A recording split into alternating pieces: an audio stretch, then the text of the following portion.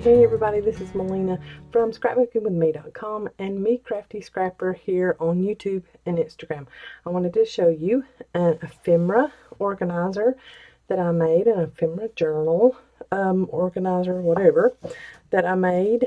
I needed one desperately for all the ephemera that I'm collecting and making. And so I thought, well, if I'm going to make one, I might as well share it with y'all.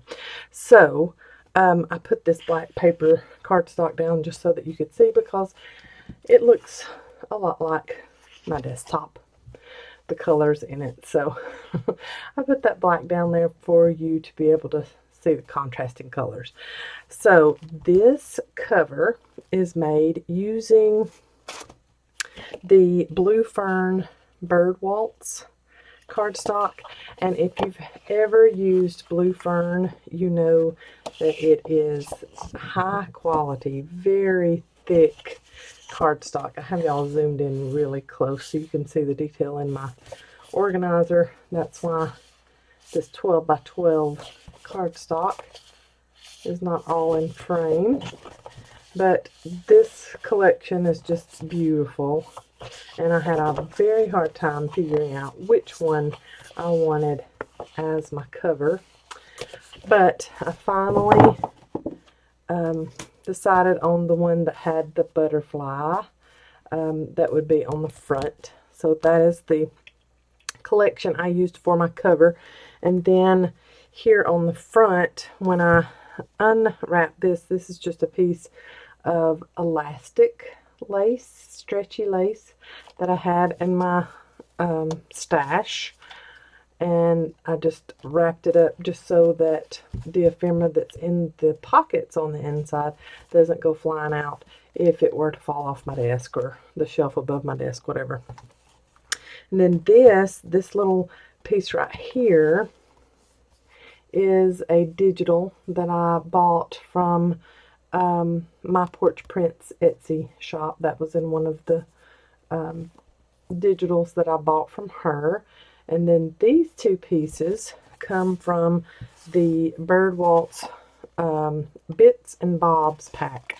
And I've not seen a lot of companies that still give you the die cuts not die cut.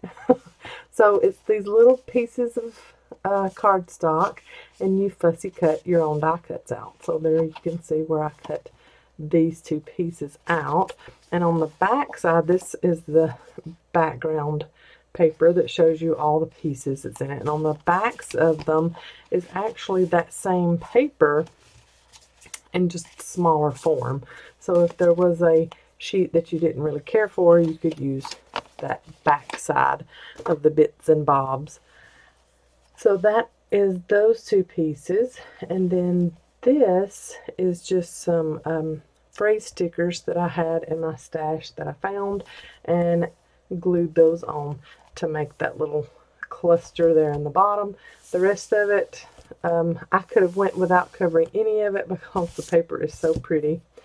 But I did go ahead and make that little cluster there. And then, like I said, I just have it wrapped up with this stretchy lace. And then the back I did nothing to, because it'll either be on my desk laying flat, or it'll be in a shelf like this. And so I don't want too much on it that will get roughed up. So that's all that I did on the front and nothing on the back. I used the brand new Tim Holtz Distress Oxide ink from Ranger in the Salvage Patina. It's his new ink color, and I love it, which I love patina anything. So when I saw that, I thought, I've got to use that on my ephemera organizer that I make. So I've used that on all of the edges of the cover and on the back, and I used it on all of my page edges too. So when you open this up, I have a pocket in the front, and of course I could decorate this up too. I have a pocket in the front for bigger, taller ephemera pieces, die cut pieces. And I also did that in the back. So I have my taller pieces in these pockets here. I could have made them the vellum pockets like I did on the pages, but I decided just to use some more of that paper and make me some pockets on the front and back covers. And that helps to reinforce that cover also. And I did just make one signature with this cardstock. This is cardstock and not dyed paper. It is cardstock weight pages that I put in this.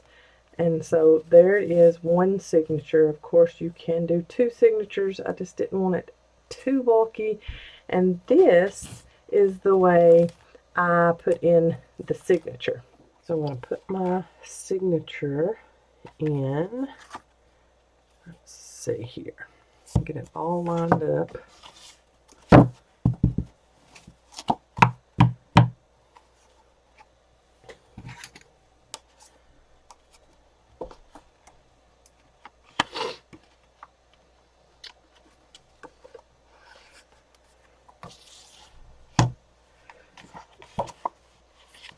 So let's get this signature sewn in. Got it all lined up here. Get it where I need it to be in the center. And I'll pull that out and put it over the cover also. Make sure it didn't slide down. And it did a little bit.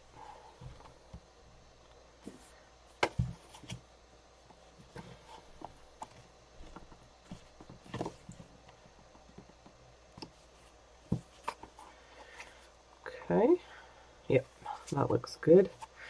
Alright, and put my platform behind this.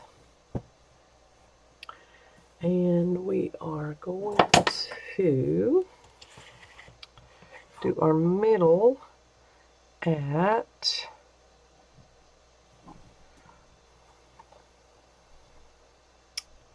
let's see here. Y'all know I'm not good at measuring, but my paper is 8.5, so I need to look at 4.25 as my middle. And just go ahead and go through all of those. I'll have to push a little harder because this cardstock that I'm using is a little thicker than most. I'm going to get one more clip here. Alright, and then I'm going to go 1, 2, 3.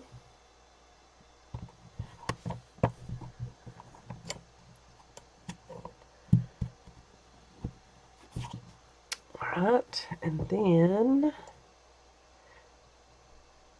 1, 2, 3.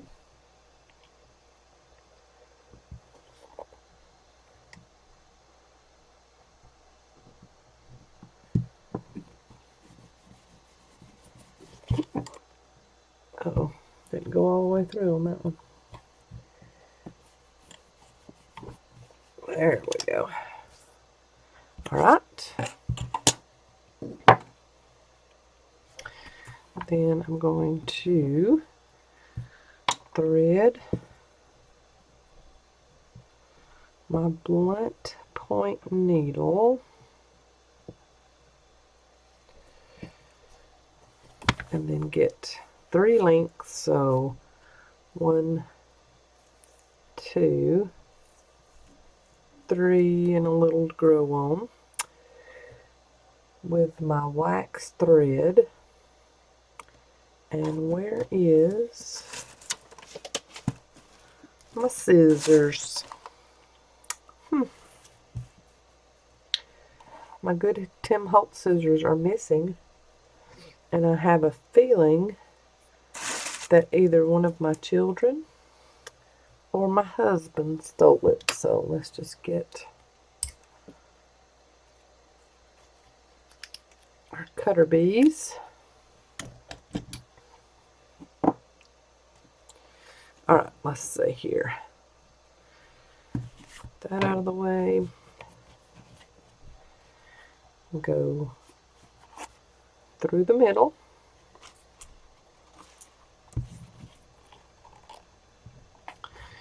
And then up to the top or bottom, whichever the case may be. And then all the way down.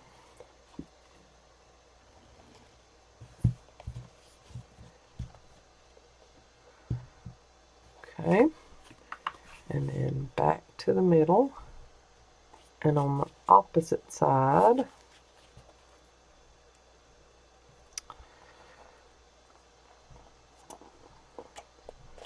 of this thread, it's not want to cooperate. There we go.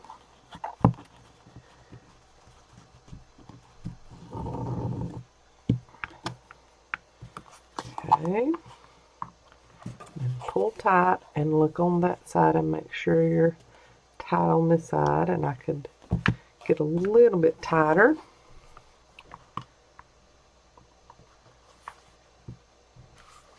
So you want to pull back and forth and back and forth until you feel like that's tight enough, and it's still not. Let's see here what's happening.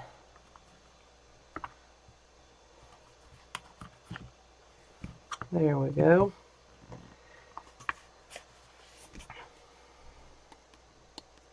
That's better, but it's the side is still not as tight as it needs to be. There we go. Alright. And then I'm just going to tie a knot. And then a bow and trim off that one tail just in case I need to refigure this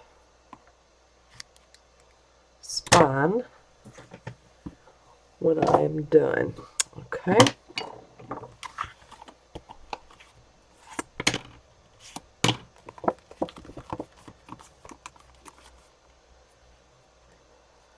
So there is our signature in 1, 2, 3, 4, 5, 6, 7, 8, 9, 10, 11, 12 pages, and then a front and back cover. So that is how I put in that signature, and when I got that all put in, I used some misting ink, some spray. And I did not spray it. I took it out, as you've seen me do before in videos, took it out and used the stem and just splotched all of my cardstock pages. So that is the speckly look that you see. I just speckled all the pages.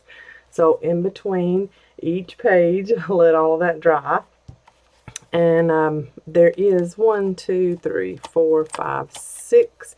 So there's 12 pages, 6 pieces of cardstock, just folded in half. So it's a half. This is 8.5 by 11 cardstock for the pages, and I just folded them in half. And that is my pages for through here. Now, for my pockets, they are made with vellum, and I made bigger pockets on one side and smaller pockets on the other side. And here is how I made the pockets for each of my pages. I am using this premium vellum cardstock. It's 8.5 by 11. It's by Coordinations. I've had it in my stash for a while. We carry vellum in the shop, so even if it's not this vellum, as long as it's 8.5 by 11, it's going to work the same way. So what I'm doing is each page has a larger pocket. This is the 3-inch, and then the pocket on the other side of it. So this side will have the smaller pockets. These are the 2-inch, and I've already scored these, but I will show you how to score them.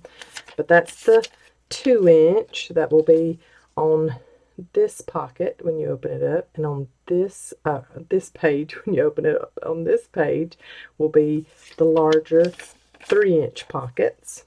And this is how I have been cutting these, and it works really well for me. I have enough room to get quite a few die cuts in each pocket this way, so I like this form of vellum pocket. If you have a simpler or a better way that you have found, by all means use that, but this is the dimensions I'm using, and I'll show you how I'm scoring it also. So the 8.5 by 11 sheet of vellum is going to be upright, and then I'm going to put the top of my vellum at the 6.5 inch mark, and I'm going to cut that one end off, and guess what, you already have a 2-inch piece there. So you're really getting to use most of the vellum doing it this way. So what you're going to do is that little strip that you just cut off, you're going to make that a 2-inch pocket. So you're going to put that over at 6.5 inches. Whoopsie. And you're going to hold it really firmly. And this piece is the only piece that is not going to be used, and since I cut it, it really can't be used. But if you had not cut it or messed it up, you could always use that as a ephemera back sheet. You can always do that. But there is our first little 6.5 inch long by 2-inch tall little pocket, and I'll show you how I'm scoring those in just a minute. Now this 8.5 by 11 sheet that you just cut that one little strip off, you're going to turn it sideways, and you're going to start cutting them, lopping them off at 3 inches, every 3 inches, and make sure that with vellum it's not puckered up at the top. 3 inches. Okay, and then just scoot it over and lop off at 3 inches again. That one got away from me. I didn't get the bar laid down really good, so let me cut that little piece off there.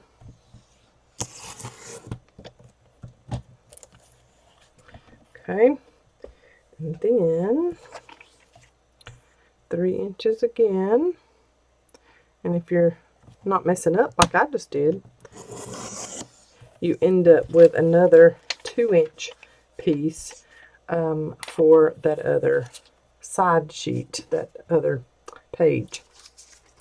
So that's how I cut my pockets for this ephemera organizer. And all of my, I just decided to make it very easy.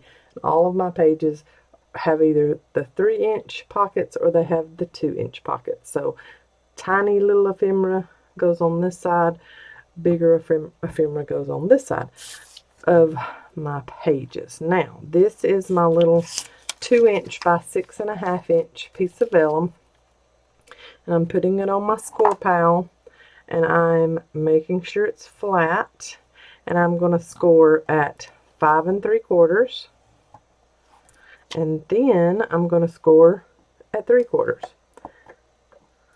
and I'm just doing it backwards. You can score at 3/4 and then you can come over and score at 5 3/4, whichever way. All right, and then you are going to lay it flat long ways and make sure you're all the way up against that side there to make it even, and you're going to go to your 1/4 inch mark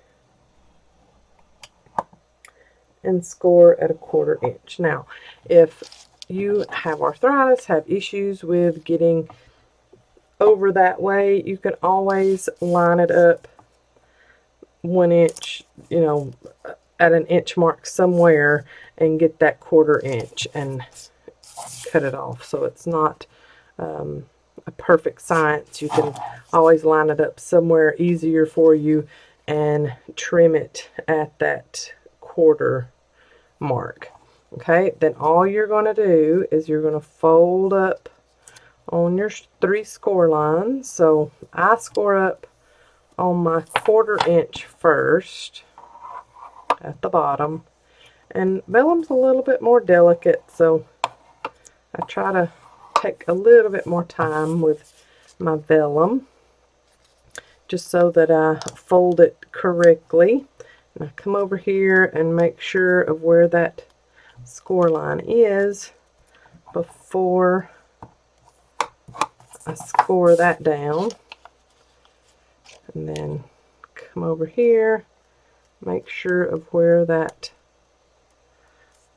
score line is and make sure it's lined up good and even, and then that is ready for the page. Now I'll do the scoring on this 3 inch piece for you. It's exact same score lines, so exactly the same. You're going to line it up. You're going to score at 3/4, and you're going to score at 5 3/4, and then you're going to turn it long ways, and you're going to score at the 1/4 inch mark, making sure that vellum is lined up straight. Okay, and then you're just going to start folding up on your score lines and burnishing it down. I never can say that word correctly. Burnishing it down. Burnish it. You know what I'm talking about. Alright, there was my 1/4 mark. And then I'm going to fold over my other marks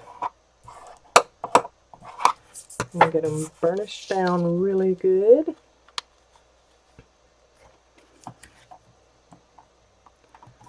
Okay. And the reason you want to be pretty accurate with that is just so that you have a good even pocket when you're putting it in your ephemera book, because this ephemera book, like I said, is a half sheet ephemera book, and so you want to make your pockets pretty even just so they look nice in there. Okay, so then you are going to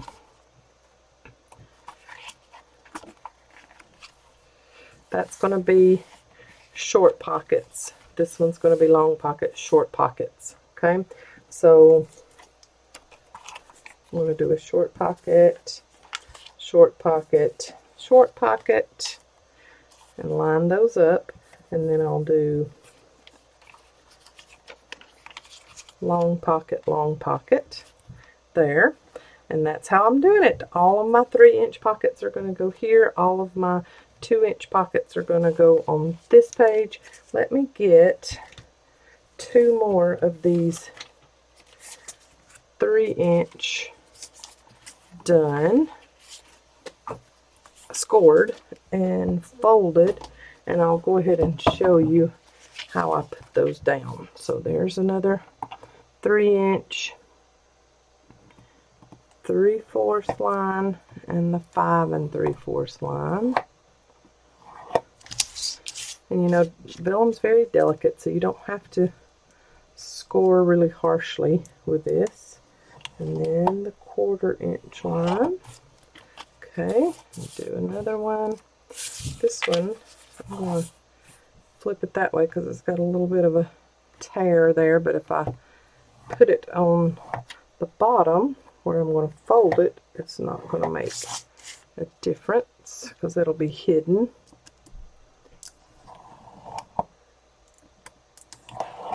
Okay, there's those. Let's see. I did another one. Oh, it's in the book. Set it over there. Alright, so there's those 3. I'm really only needing 2 because that's the 3-incher.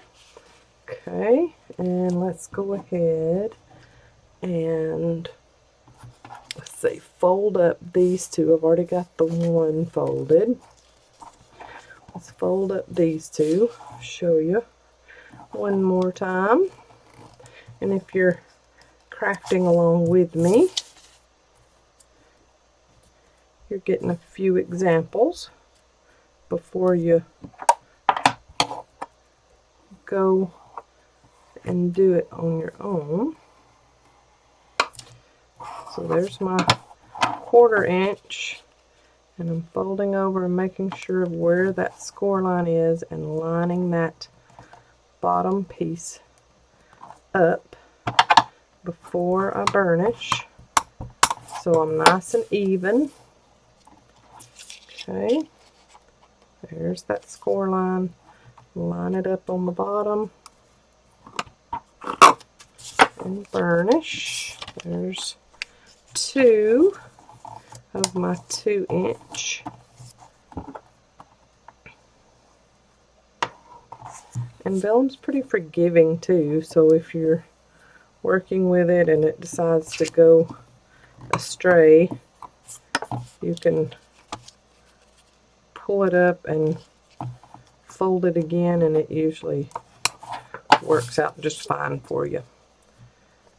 Okay, and then there. Okay, so there's the 3 I'm needing for that. Then there's that one 3-inch. I only need one more for the 3-inch page.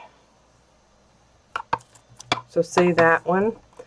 The 1/4 inch line didn't quite fold exactly where it needed to, so I'm going to fold up a little bit more and get that fixed there.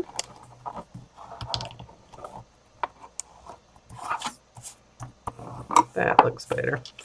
This one is the one that was a little torn on the bottom anyway, so it's not going to be perfect along that bottom edge. And the reason that I decided not to just do flat vellum pockets is because vellum is so delicate. I wanted to be able to tuck in quite a few pieces of ephemera without possibly tearing the vellum.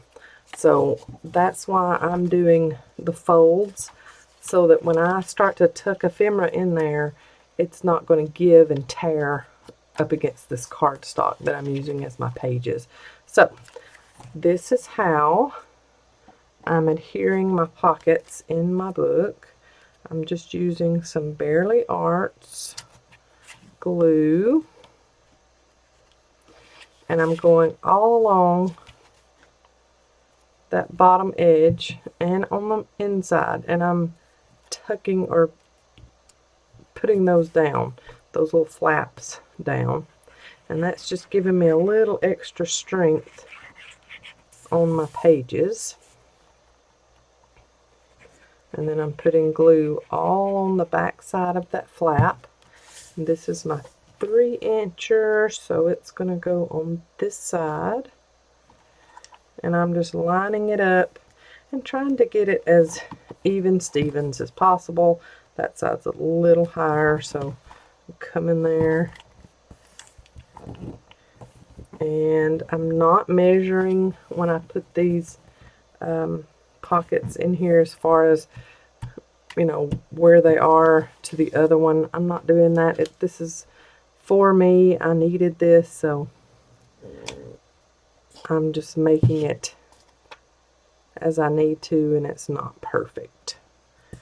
But I like this. It's kind of almost like accordion-like, the pocket is, so that I can get a little extra ephemera in there if needed.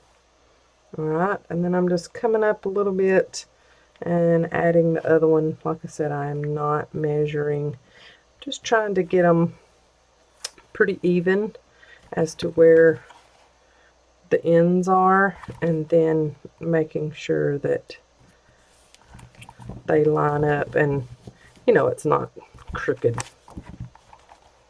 What is it Mom says? Crooked as a dog's hind leg? I'm making it so it's not that way. Okay, so there are my 3-inch pockets, and I'm going to let that glue dry just a little bit before I show you how I can get quite a bit in there. You want to let these dry, and of course if you are an avid sewer, seamstress, you can of course sew these pockets in each page. If you want to, I do not have that much patience, so you'll not see me doing that. I'm all about easy, simple stuff. Most of the time, the cleaner it looks too, the more I love it. I don't know, I have been getting a little shabby chic grungy lately with some of my projects, and I have been liking that, but usually I'm a clean and simple crafter, paper crafter. Alright. Just hold those corners down just a little bit before you let up and go to the next one. Alright, now with the 2-inch pockets, you know, you're having to line up just a little bit more because there's 3 of these instead of just 2 like the 3-inchers over here. So you want to space them out a little better than what you might would these, just because you only got that much space to put that next one. But I'm thinking that is plenty of room above. I love how the splatter, the ink splatters that I put on each page, I love how they're showing through the pockets, just giving it that different look. So here is my last one to put on this page. Okay, and then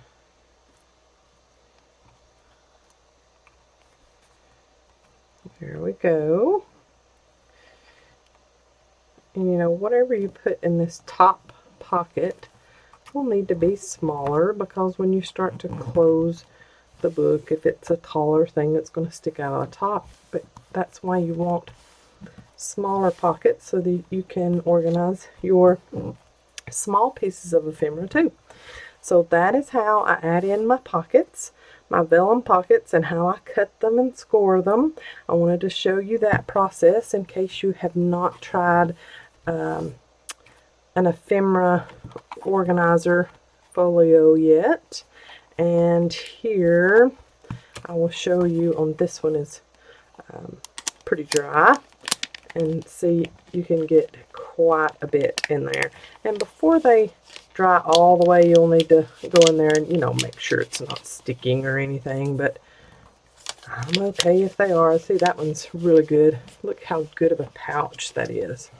So you can get quite a bit in those.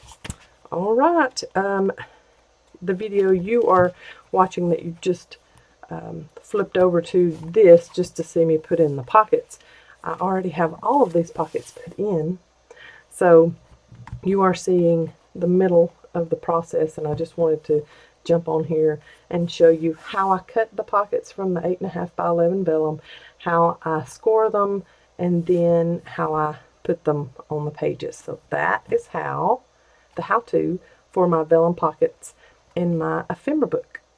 So that was the most time-consuming part of this whole project, was putting in, folding the score lines and putting in all of these vellum pockets. That was the most time-consuming part. And other than that, I love how wide the pockets come out, how deep they are, because you can put lots of stuff in. These are some Tim Holtz butterflies. This is some Kaiser Craft die cuts. These are some digitals that I got years ago from an Etsy shop somewhere. I don't even remember where. That's more of the Tim Holtz, and see, here's some tiny ones that fit really good in these 2-inch pockets, and then the 3-inch pockets hold, you know, all the bigger die cuts that you have. And then if you have some tall ones, you still have room in these inside covers to put those. Now back here, I still see I have lots and lots and lots of room for die cuts. And back here I found, as I was putting these clusters away, and I have made a video making these clusters. As I was putting these clusters away, I thought, those will fit in my 3-inch pockets, and they sure do. Both of them, 2 of them fit in each pocket, and I could put another back behind it with plenty of room.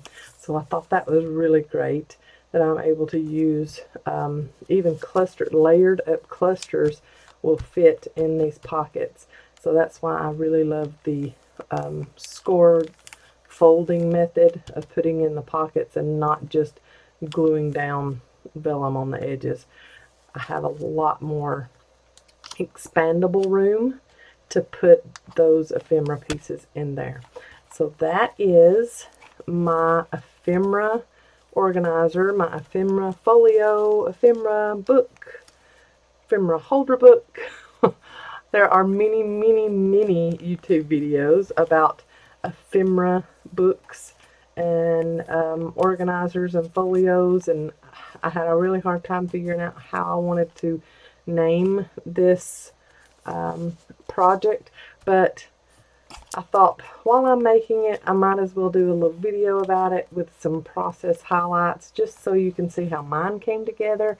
I'm sure there are lots and lots and lots of better videos than mine out there on how to make an ephemera holder, but I just wanted to share with you my process and how I made mine. And I don't have any plans to permanently do this lace, because I want to be able to take it off whenever I need to, but I really love how that stretchy lace kind of wads up like that. I really like that look, and I like it on this book and how it keeps it closed good for me. It stands up really well, and that is the thing about Blue Fern cardstock. It is really heavy duty cardstock, and I like how that all came together. I want to personally invite you to become a member of our YouTube, our Facebook group. Great goodness, I'm on YouTube. Our Facebook group, Scrapbooking with Me Boutique on Facebook. We share all of our new videos that we put up. Mom and I share all of our new videos that we put up there. Links to special offers at the shop, scrapbookingwithme.com. We share all kinds of things. We have challenges in there. We have giveaways. So that's exciting. So we always have little giveaways and things, and special offers and coupons and stuff like that you can get discounts, or sometimes maybe even a free shipping code sometimes, to scrapbookingwithme.com. So I want to personally invite you to join our group on Facebook. I will leave a link to that in the description box below.